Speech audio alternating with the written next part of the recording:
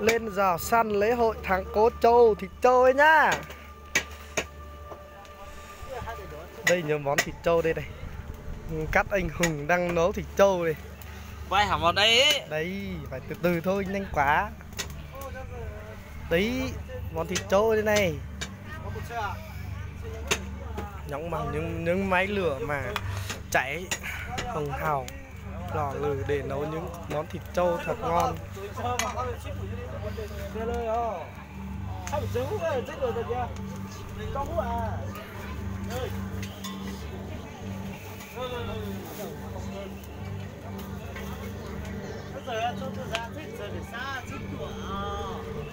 Tôi này.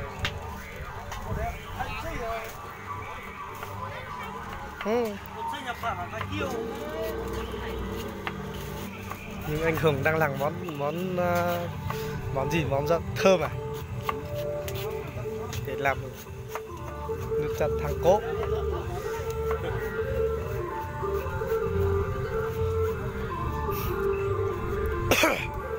Sau đây chúng ta sẽ đi xem những cô gái xinh, những trai đẹp nó đang nhảy múa hát nha. Sương mù một tí.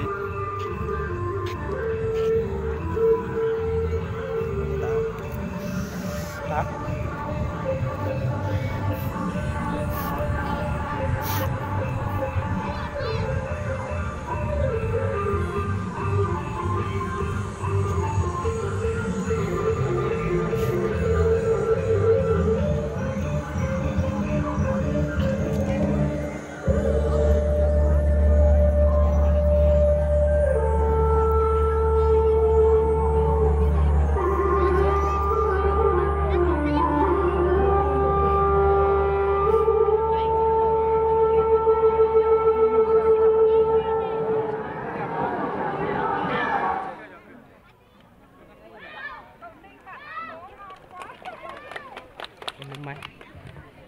Nối tiếp chương trình văn nghệ sẽ là tiết mục múa khen của Thảo Thiếu Trình và Thảo Sinh Hồ thể hiện.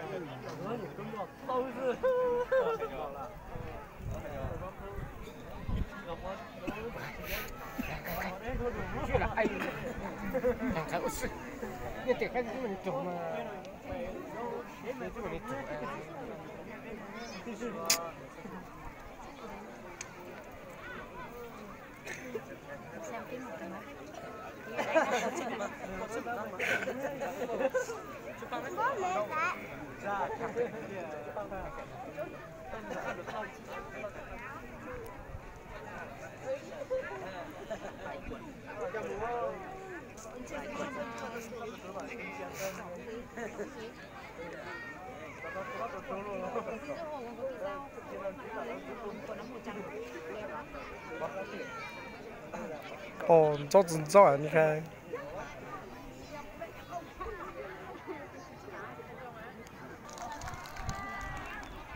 Nối tiếp chương trình tiết mục múa vui nhộn năm mới của đoàn Thái Lan. Xin mời quý vị và quý vị khán giả cùng thưởng thức.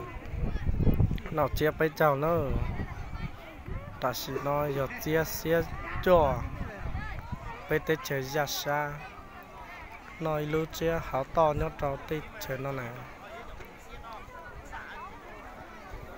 nó chỉ cho chán đủ rồi thế này chết tí nào mà có tí mua khổng một số dạ tê